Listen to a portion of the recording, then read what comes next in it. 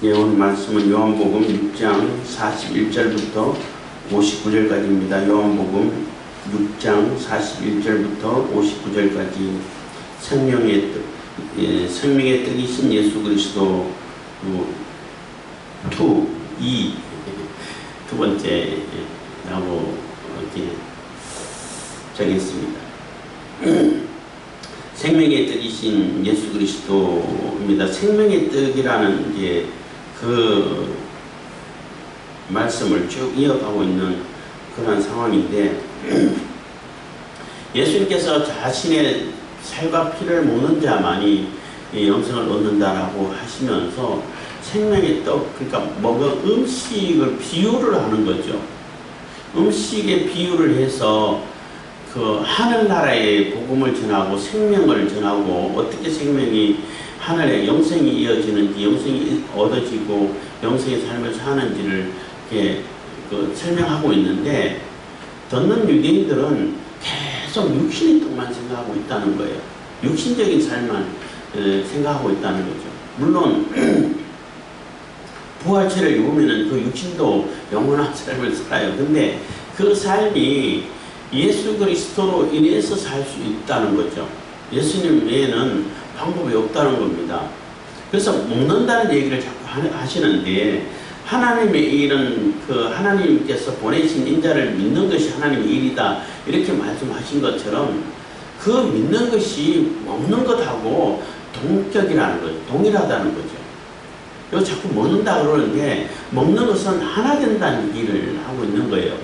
동기화, 그래, 일체화, 뭐 이렇게 표현할 수 있는데, 예수님하고 내가 하나가 되고 예수 그리스도가 내 속에 계셔야 예수 그리스도의 생명으로 말미암아서 우리가 영원한 생명을 살 수 있다는 거예요.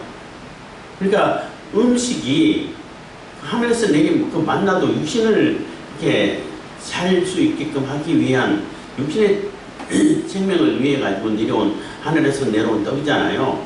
양식이라고, 음식이라고. 근데 그 음식이 우리 속에 들어가면은 음식이 따로, 몸 따로, 음식 따로 이렇지 않다고, 완전히 분해돼 가지고 우리 몸이랑 하나가 돼 버린다고요. 하나가 돼 갖고 영양소가 다 흡수됨으로 인해 가지고 그 에너지와 영양으로 인해 가지고 우리가 그 육신의 삶을 이어가고 또 힘을 얻어서 일을 하고 할 수 있잖아요. 그것처럼 하나님의 일은 우리가 예수 그리스도가 우리 속에 있어서 예수 그리스도로 인해 가지고 성령과 함께 성령의 역사로 인해 가지고 하는 모든 일이 하나님의 일이 되는 거예요. 그것을 이렇게 계속 설명하고 있는데, 듣는 유대인들은 알아듣지를 못해. 자꾸 육신, 선입견, 편견, 이런 것도 포함되어 있겠지만은, 자꾸 육신의 몸이 살고 내가 오늘 하루 먹는 그 양식, 그 양식에만 그 관심이 있어가지고 예수님께서 지금 무슨 얘기를 하고 계시는지, 왜 저런 얘기를 하고 계시는지, 왜 500예를 통해가지고 나눠주시는 그 떡에 대해서 그 의미가 뭔지 생각하지 않는다는 거죠. 단지 내 육신적인 삶만 해결되면 돼. 육신의 어떤 내 먹는 음식만 해결되면 돼. 내가 또 노력하고는 싶지는 않아. 가만히 있어도 예수님께서 다 알아서 만들어 주셔야 돼. 이것만 기대하고 있다는 거예요. 그래서 억지로 예수님은 임금을 삼으려고 하기도 했습니다만은 예수님께서 피하셨다가 다시 가버나움에서 사람들이 모여와서 또 이렇게 찾아오니까 그게 제대로 말씀하시는 거죠. 너희들이 나를 따르는 것은 떡 먹고 그것 때문에 다루는데, 그거 썩을 양식을 위해서 일하지 말고, 그것 때문에 다루지 말고, 진짜 내가 메시아로서 하나님께서 보내신 인자로서 주고자 하는 그 영생의 삶을 살기 위해서, 하나님 나라를 위해서, 하나님 나라의 백성으로서 하나님 나라와 하나님과 함께 사는 임마누엘을 이루는 그런 삶을 살아라는 거예요.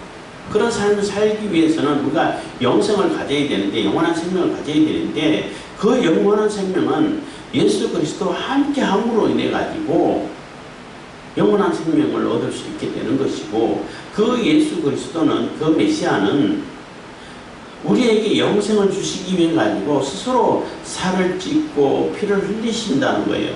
십자가의 고난을 스스로 당하신다는 거예요. 너희들에게 영생을 주기 위해서, 생명을 주시기 위해서. 그래서 피 흘림이 없으면 죄사함이 없다고 이렇게 또 말씀하셨는데, 죄를 완전히 해결하고 죄를 완전히 깨끗이 씻어야 생명을 얻을 수 있다는 거예요.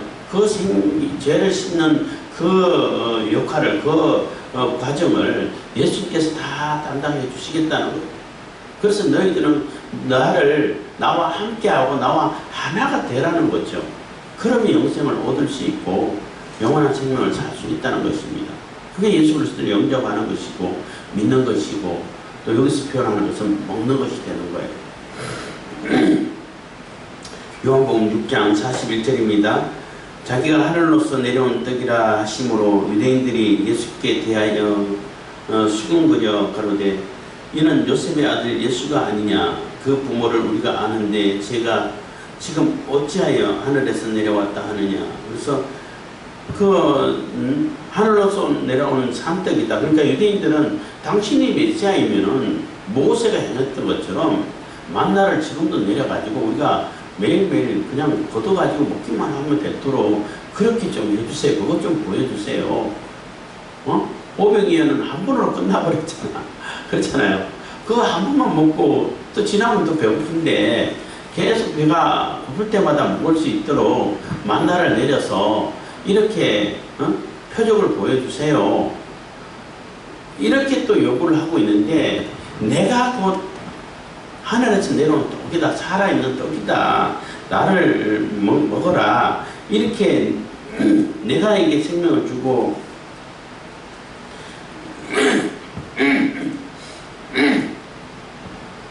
그래서 내가 생명의 떡이다라고 얘기를 하니까, 내가 하늘에서 내려온 떡이다라고 하니까 유대인들이 내가 다 아는데, 부모도 알고 나사렛에 살던 그 요셉, 마리아, 그 아들이잖아, 맏아들이잖아. 그래서 어떻게 살아온지도 알고 어떻게 지내온지도 알고 그랬는데 무슨 하늘에서 내려왔다고 그래.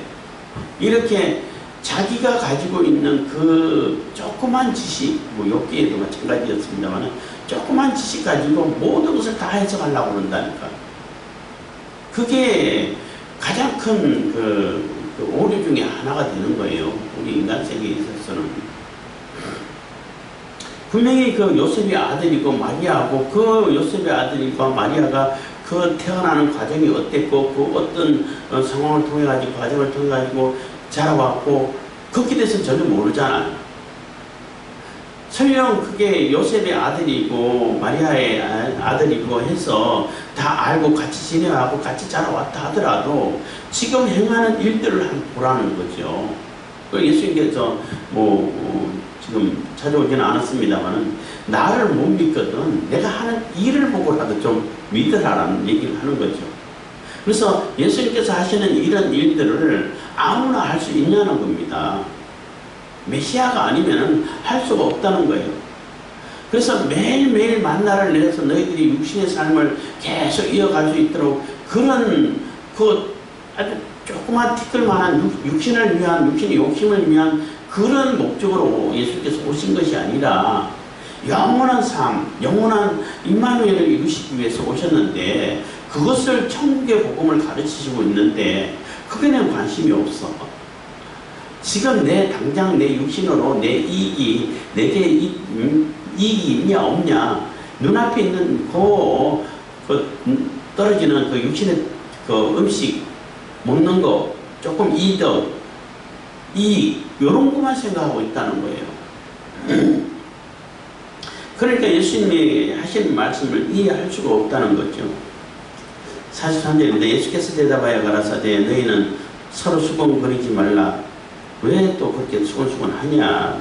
너희들 뭔 얘기하는지, 뭔 생각하고 있는지 다 아신다는 겁니다. 44절입니다. 나를 보내신 아버지께서 이끌지 아니하면 아무라도 내게 올 수 없으니 오는 그를 내가 마지막 날에 다시 살리리라. 그래서 예수님께로 나아가는 자는 예수님께로 나오고 믿음으로 나아가고 영접하고 하는 이 일은 사실 인간적으로 될 수 있는 게 아니라는 거예요. 내가 내 스스로 내 의지를 가지고, 물론 내가 볼 때는 내 의지 가지고 내 스스로 가는 것 같아. 그렇지만은 하나님께서 또 성령께서 우리를 강화시켜주시고 깨우쳐 주시고 또 이해시켜 주시고 또 눈을 열어주시고 귀를 열어주시고 이렇게 했기 때문에 예수님이 구세주시구나, 우리의 생명이시구나, 그렇게 보고 온다는 거예요. 그렇지 않으면은 올 수가 없다는 거예요. 그래서 믿음에 관한 얘기도 할 때 말씀드린 것 같습니다만은, 믿음이 우리 스스로 뭔가를 이렇게 가질 수 있는 게 아니더라고요. 하나님께서 그 믿음을 주셔야 믿음이 생기고 믿음을 가질 수 있지, 주시지 않으면은 아무리 설명해도 아무리 얘기를 해도 심지어는 그런 것을 보여줘도 안 믿더라고요. 믿지를 않아. 믿음을 얻을 수가 없어. 그것처럼 성부 하나님께서 성령을 통해서 또 성부 하나님께서 이렇게 예수님께로 이렇게 이끌어와 주셔야만이 그러니까 예정서를 얘기하는 거예요. 그 사람을 예수님께서는 예수님의 생명으로 예수님과 하나됨으로 인해 가지고 그를 다시 살린다는 거예요. 부활을 주시겠다는 겁니다. 영원한 생명을 위한 부활을 주시겠다는 거예요. 45절입니다. 선지자의 글에 저희가 다 하나님의 가르치심을 받으리라 기록되었은즉 아버지께 듣고 배운 사람마다 내게 오느니라. 그래서 선지자의 글을 통해서, 성경을 통해서, 성경이죠, 통해가지고 다 하나님께서 어떻게 하실 것인지를 세세하게 가르쳐 오셨다는 거예요. 다 기록해 두셨다는 거예요. 심지어는 일반 계시를 통해서라도 다 기록을 해 두셨어. 일반 계시가 그냥 참 아름다워라 이렇게 하나님께서 만드신 세계가 아름답습니다, 이 정도가 아니고, 이미 하나님께서는 그 일반 계시를 통해 가지고 세세하게 하신 일을 다 알려주셨어. 근데 우리 인간들이 죄로 인해 가지고 제대로 볼 수가 없어서 그게 뭔지 제대로 깨닫지를 못해.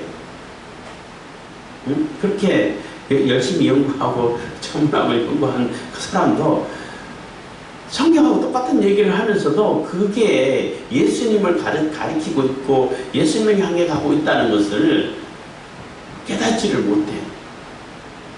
그래서 선지자를 글을 주시고, 그러니까 성경을 주셔가지고, 그러니까 특별 계시죠, 계시를 주셔가지고, 그분이시구나, 거기서 얘기하는 것이 바로 예수님께서 하시는 거구나, 일반 계시에서 얘기하는 것이 그게 바로 예수님을 얘기하시는 거구나, 이렇게 하실 일을 그렇게 얘기하는구나 하고 다시 상세하게 세세하게 기록해 둔 것이 성경인 거예요.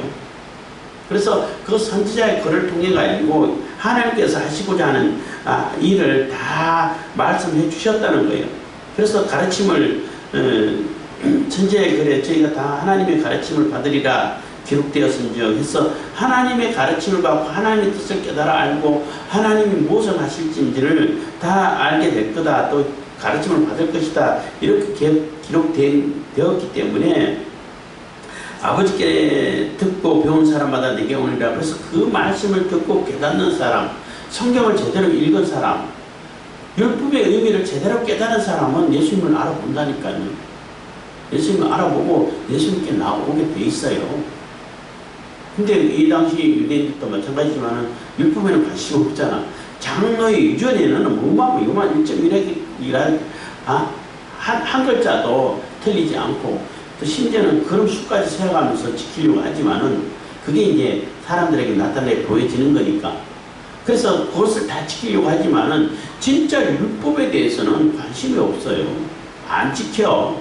율법은 어겨도 괜찮은데 장로의 유전은 어기면 안 돼. 돌로 때려 죽인다고. 그러니까 얼마나 큰 모순이냐는 거죠.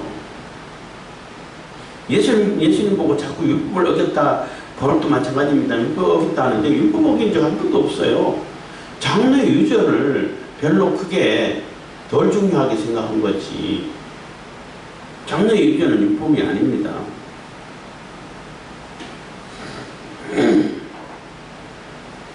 그래서 사람마다 듣고 배운 사람마다 내게 오느니라.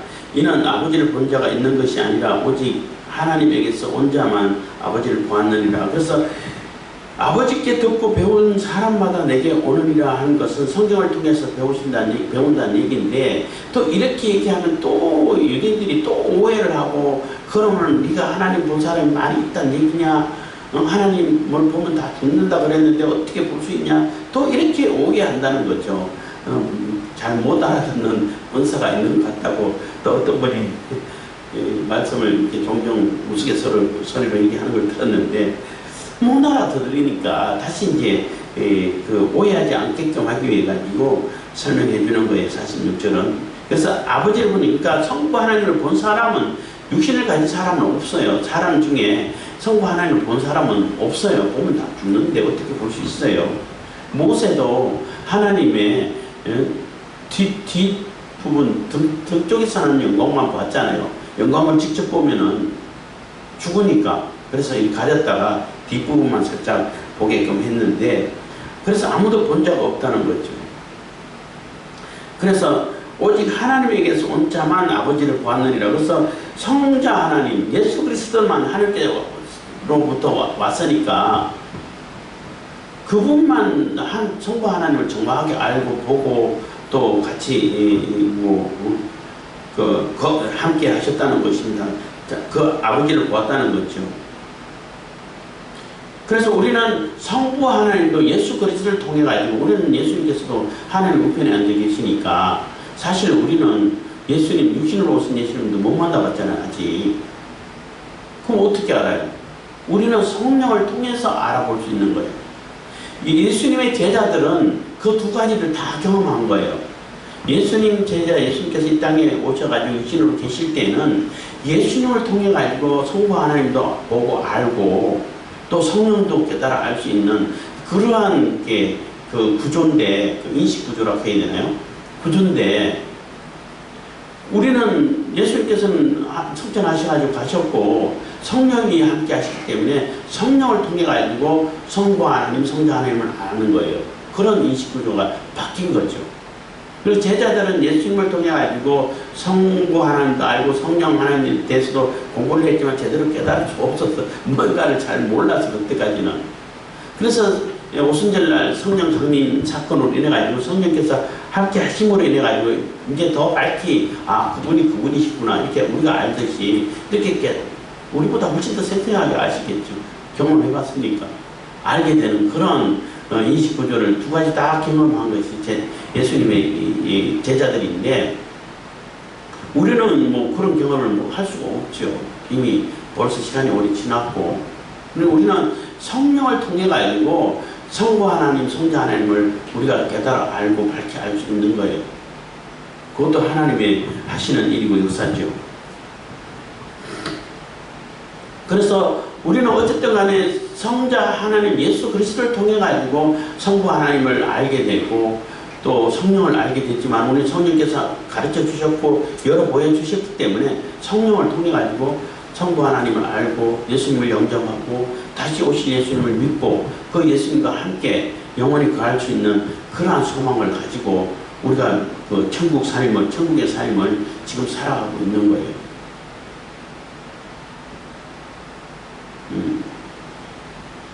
47절입니다. 진실로 진실로 너희에게 이르노니 믿는 자는 영생을 가졌나니. 그래서 예수 그리스도를 믿고 영접하고 예수님과 하나 된 자는 이미 영생을 가졌다는 것입니다. 48절 내가 곧 생명의 떡이로라. 그래서 자꾸 이렇게 음식의 비유를 하는 거예요. 그게 가장 우리가 이해할 수 있고 가장 쉽게 납득할 수 있는 그 상황이 이렇게 되는 거구나 하고 그 비유를 해가지고 이렇게 받아들일 수 있는 가장 좋은 방법이기 때문에 뭐 음식보다 더 좋은 뭐 예시가 있어요. 비유가 있냐는 거죠. 그래서 자꾸 이렇게 생명의 떡이라고 음식에 자꾸 비유를 하고 있는 겁니다. 근데 그래도 못 알아들으니까 참 답답하지고. 그래서 내가 곧 생명이 되기로라. 49절. 너희 조상들은 광야에서 만나를 먹었어도 죽었거니와. 그래서 너희 조상들은 광야에서 만나를 먹었어. 만나도 이게 그 사람들이 생성해낼 수 있는 그런 음식이 아니잖아요. 하늘에서 내려주셨다고. 눈처럼. 그래서 그걸 먹었지만은 그거는 육신의 생명을 살 수 있는 그 음식이지 영원한 삶을 살 수 있는 음식은 아니라는 거죠. 그렇지만 그게 상징은 되는 거예요. 하늘에서 음식을 내려서 너희들을 살 수 있게 해주시는, 그러니까 하늘에서 내려오는 영원한 생명의 음식을 떡이신 메시아를 보내서 너희들이 영원한 삶을 살 수 있을 거야 하고 비유가 되고 상징은 되는 거예요. 그래서 만나를 그래도 먹었지만은 너희 조상들 다 죽었잖아. 육신을 위한 떡은 일시적인 것밖에 안 돼. 그렇지 진짜 만나가 의미하고 상징하는 그 영원한 생명은 내가 가지고 온 거야. 나에게 있는 거야 하는 얘기가 되는 거예요. 50절입니다. 이는 하늘로서 내려오는 떡이니 사람으로 하여금 먹고 죽지 아니하게 하는 것이라. 그래서 영원히 죽지 않게끔 하기 위해 가지고 내가 내려왔다. 너희들을 이게 영원한 생명을 주기 위해서 내려왔다는 것입니다. 51절. 나는 하늘로서 내려온 산떡이니 사람이 이 떡을 먹으면 영생하리라. 나의 줄 떡은 곧 세상의 생명을 위한 내 살이로라 하시니라. 그래서 나는 하늘로서 내려온 산떡인데 사람이 이 떡을 먹으면 영생을 할 것이다. 영생할 거야. 나의 줄 떡은, 내가 너희들의 줄 떡은 세상의 생명을 위해서 주는 내 살이라는 거예요. 내가 내 살을 찢겠다는 거죠. 내가 죽겠다는 얘기예요. 십자가를 얘기하는 겁니다. 그 영생에 대한 그러한 그 소망은 우리 인간들에게 다 있어요. 그래서 요즘 거의 매번 하는 것 같은데 글로벌 세력, 그림자 세력, 딥스 세력 이런 얘기를 하는데 그 세력은 참 어마어마한 세력이에요. 우리 인간 세계에서, 인간 단체에서는 그 세력을 대항할 수 있는 그런 단체가 없어요. 하나님 외에는 그런 세력이 없어요. 근데 그 어마어마한 돈의 세력으로, 돈 권력으로 이 세상을 다 장악하고 있는 그 세력은 그 한 가지 관심 중에 뭐가 있냐면은 영생이 있어요. 자기가 영원히 살고 싶은 그런 마음이 있는데, 이번에 푸틴하고 시진핑하고 만나가지고 김정은이도 같이 곱살이 꼈습니다만은 만나가지고 얘기할 때에 마이크가 정확히 켜져 있는지 모르고 얘기했다고 그러는데, 그들도 영생에 대해서 얘기하잖아요. 내가 계속 장기를 갈아 키우면은 영생할 수 있을 거야. 그건 누구 장기인데? 몸을 산다. 예언지시록에 보면 몸을 산다 그러잖아요. 그런 조금 끔찍한 얘기인데, 건강한 육체를 사서 뇌를 이식하면 돼. 그거 지금 실험 중에 있고, 심지어는 중국에서는 이게 사람 머리를 사람 가지고는 아직 못하고 개를 가지고 이식해가지고 성공하고 막 그랬어요. 하여튼 지금 장기 이식이라든지 이런 거는 중국을 따라갈 나라가 없어요, 사실은. 왜냐하면 워낙 많이 해봤기 때문에. 그래서 지금 많은 사람들이 실종되고 있어요. 한국에서도 엄청난 많은 사람들이 실종되고 있고, 여행 간 사람들도 많이 실종되고, 어디로 간지 모르죠. 근데 다 이제 이미 다 떼어 팔리고, 심지어는 그런 경우도 있었다고 그러더라고요. 우리나라인지는 모르겠는데, 교통사고 나가지고 안 깨어났는데, 근데 보호자 불러가고 이 사람은 얼마 며칠 안에 죽을 것 같다. 준비해라. 이렇게 했는데, 근데 그 사람이 깨어났어. 깨어나가지고 지내는데 소변이 안 나와. 왜 소변이 안 나오지? 하고 병원 가서 다시 촬영해보니까 장기 콩팥 2개가 없어져 버렸어요. 그거 떼가서 딴 데 팔아버렸다는 얘기지. 그래서 왜 이런 일이 있냐 했더니, 아, 그게 파열이 돼가지고 됐다. 뭐 이렇게 핑계하고 넘어갔다 그럴 때, 그런 일도 있어요. 있다고 그러더라고. 실제 있었던 일이라고 그러더라고. 그래서 지금 장기 매매가 뭐 암암리에 뭐 공공연한 비밀이죠. 뭐 행해가 있고 지금 많은 사람들이 실종되고 있고 한국에서도 많은 인천에서도 많이 실종되고 있어요. 어디로 간지 몰라요. 그래서 참 이게 살벌한 세계를 살고 있는데 어쨌든 그들의 생각하고 있는 영생은 이 육신을 자꾸 새롭게 해가지고 그렇게 해가지고 뭐 줄기세포 연구도 열심히 하고 있고 많은 열심히 하고 있잖아요. 해가지고 이 육신이 계속 살아가고 있고 그래서 또 늙으면은 또 건장한 육신을 하나 사가지고 또 갈아 끼우고 이렇게 해가지고 오래 사는 건데 그래도 그게 영생이 되겠습니까? 네? 결국은 이제 뭐 예수님께서 오실 때는 산채로 그냥 그대로 지옥불에 던져놓는데 그게 영생이 되겠냐고. 영생은 하나님께서 주시는 것이 참 영생인 거예요. 그게 올바른 영생이고 하나님께서 하시고자 하는 예수 그리스도를 통해 가지고 하시고자 하는 그것이 올바르고 참 생명이고 참 삶이 되는 겁니다. 52절입니다. 이러므로 유대인들이 서로 다투어 가로되 이 사람이 어찌 능히 제사를 우리에게 주어 먹게 하겠느냐. 그러니까 이 참 정말 못 알아듣는 의사가 있나 보다 이런 생각을 하게 돼요. 그렇게 설명하고 이해를 돋구게 해가지고 음식에 비유를 하고 했으면은 그게 하늘나라를 위해서 하나님 나라를 위해서 영원한 세계가 있구나, 영적인 세계가 있구나 이렇게 받아들이고 이해를 해야 되는데 아니 지 살을 어떻게 떼가지고 배에서 우리를 어떻게 먹여줘. 그리고 사람들이 한두 명이 아닌데 그 한 사람 배를 뜯어먹으면 몇 사람이 먹겠어요. 그리고 어떻게 그 인육을 먹을 수 있냐는 거죠. 53절입니다. 예수께서 이르시되 내가 진실로 진실로 너에게 이르노니 인자의 살을 먹지 아니하고 인자의 피를 마시지 아니하면 너희 속에 생명이 없느니라 했더니 완전히 이 얘기는 유대인들이 뭐 강부르칠 정도로 놀랄 얘기인 거예요. 아니 어떻게 살을 먹으라 인육도 먹으라고 그러지 그것도 먹는 것도 안 되는데 피는 절대 먹어서는 안 된다고 그랬잖아요. 절대 피는 먹지 말라고 이게 율법에 나와 있고 하나님께서는 엄명을 하셨단 말이에요. 근데 피를 마시래. 그것도 사람 피를 예수님 피를 마시래. 이걸 어떻게 유대인들이 받아들일 수 있어요? 아니 유대인들뿐만 아니라 일반 우리라 할지라도 그 육신적으로만 생각하면 이거 받아들일 수 있냐고. 그래서 성찬식을 행하면서 이게 내 살이다 이게 내 피다 하고 또 기념하라고 하셨는데 그거 의미를 생각해야지. 피는 생명이잖아요. 예수 그리스도의 피를 마신다는 얘기는 예수 그리스도의 생명이 우리 속에 생명을 받아들인다는 얘기인 거예요. 예수님과 나와 하나가 된다는 얘기인 거예요. 먹는다는 얘기는 일체가 되고 동기와 일체가 된다는 얘기인 거예요. 그래서 예수님을 받아들여서 내가 예수님과 하나가 돼야만이 생명을 얻는다는 얘기인 겁니다. 근데 그렇게 받아들이지 않고 있는 글자 그대로 받아들여갖고 예수님 피를 진짜 피를 마셔야 돼.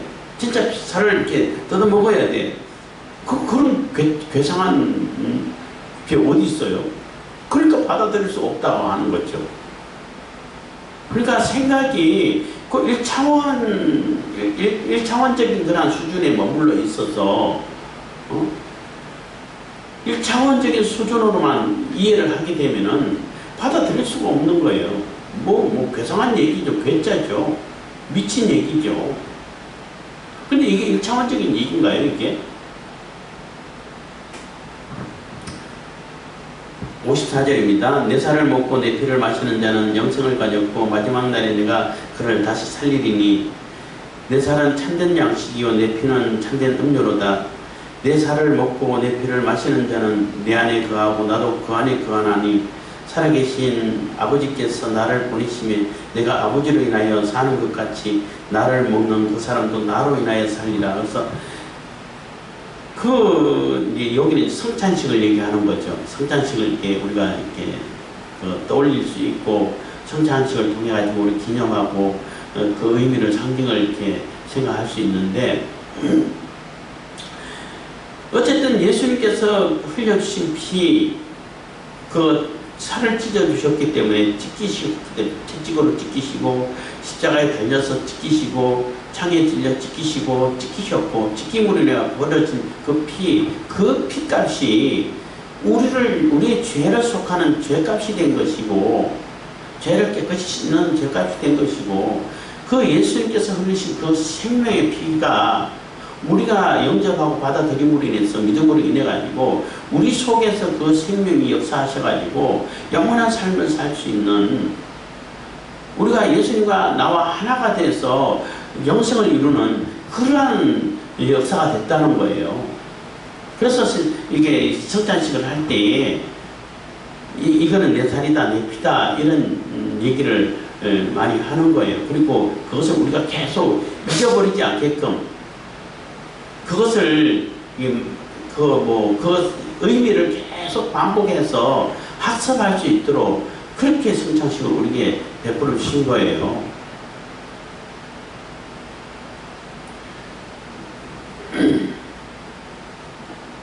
그래서 57절, 살아계신 아버지께서 나를 보내심에, 살아계신, 그러니까 성부 하나님께서 성자 하나님을 이 땅에 보내셨다는 것입니다. 말씀이 육신되어 육신을 입고 인간의 몸을 입고 이 땅에 오게끔 보내셨다는 겁니다.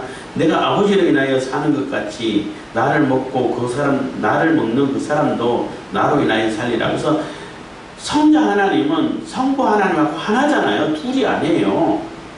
완전한 0.0001%도 이렇게 오차가 없는 완전한 100%의 하나이신 거예요.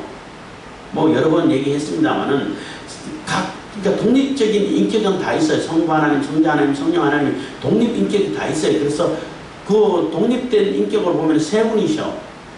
세 분이신데 그분이 완전한 100% 하나이시기 때문에 둘이 아니란 말이에요. 그래서 성부 하나님의 생명이 성자 하나님의 생명이고 성령 하나님의 생명이고 다 같은 생명이란 말이에요. 그래서 그 하나 안에서 같이 이렇게 삼위일체로 살아가시는 분이 성자 하나님이시잖아요.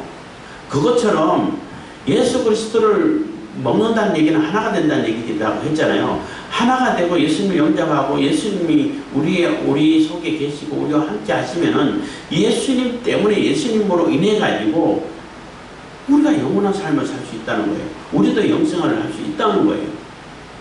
사실 우리 인간들은 영생할 수 있는 그런 존재가 아니잖아요. 물론 영생을 주시려고 이미 계획은 하셨고, 또 에덴 동산에서 선악과를 안 따먹었으면 이런 고생 안 하고 그대로 같이 이렇게 하나님하고 영원히 같이 살 수 있는 생명의 나무도 있고, 그 생명의 나무는 예수 그리스도를 상징한다고 볼 수도 있죠. 있는데 그렇게 되는데 어쨌든 범죄하고 쫓겨나고 이제는 정령 죽으리라 한 것처럼 죽을 수밖에 없는 그러한 인생이란 말이에요. 근데 그 인생이 영원한 생명을 살 수 있는 길을 열어주시는 거예요. 누구를 통해서? 예수 그리스도를 통해 가지고, 나를 통해 가지고 내 생명이 너에게 들어가게 되면은, 피는 생명을 상징하잖아요. 피를 마신다는 얘기는 생명을 마신다는 얘기인 거예요. 이게 진짜로 물리적으로 흐르는 그 피를 먹는다는 얘기가 아니라 예수 그리스도의 생명을 우리가 받아들인다는 얘기인 거예요. 그러면 나도 영원한 삶을 살 수 있다는 겁니다. 영생을 살 수 있다는 거예요. 58절입니다. 이것은 하늘로서 내려온 떡이니 조상들이 먹고도 죽은 그것과 같지 아니하여 이 떡을 먹는 자는 영원히 살리라. 그래서 만나하고 하늘에서 내려온 그 만나, 조상들이 먹었던 만나하고 자꾸 예수님하고 이렇게 비교를 하잖아요. 그 하늘에서 내려온 그 떡의 의미나 상징은 같다는 얘기인 거예요. 근데 그 우리 조상들은 만나 육신을 이렇게 육신의 생명을 이어갈 수 있는 그런 음식으로 먹고 그쳐버렸지만은 그 진짜 만나이신 참 생명의 떡이신 예수님께서 오셔가지고 너희에게 영원한 생명을 주시겠다는 거예요.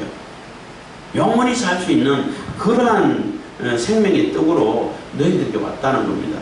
그래서 내가 이렇게 떼주고 있는 보리떡 5개, 물 2마리 가지고 이렇게 떼주는데 뭐 한 적 없이 모든 사람들이 먹고 뭐 다 12바구니 남을 정도로 먹을 수 있는 이 양식을 떼주는 것은 내가 곧 생명이야. 내가 곧 영원한 생명을 너희들에게 주는 자야. 나와 함께 나와 하나가 되면은 영원한 삶을 살 수가 있어. 영생을 살 수가 있어. 하고 그 의미를 계속 떼주고 있는 거잖아요. 근데 받아먹는 사람들은 그거는 생각 없고 그거는 관심 없고 지금 오늘 먹어서 배불렀어. 내일 또 배불렀으면 좋겠어. 이런 수준에서 멈춰버리기 때문에 이게 어떻게 참 예수님도 많이 답답해 하셨겠구나 이런 생각을 하게 된다는 거죠. 그렇기 때문에 그게 아니라 예수님이 우리와 함께 해갖고 임마누엘을 이루면은 우리가 영원한 삶을 살 수 있다는 것을 계속 반복적으로 설명해주고 학습시키고 있는 거예요.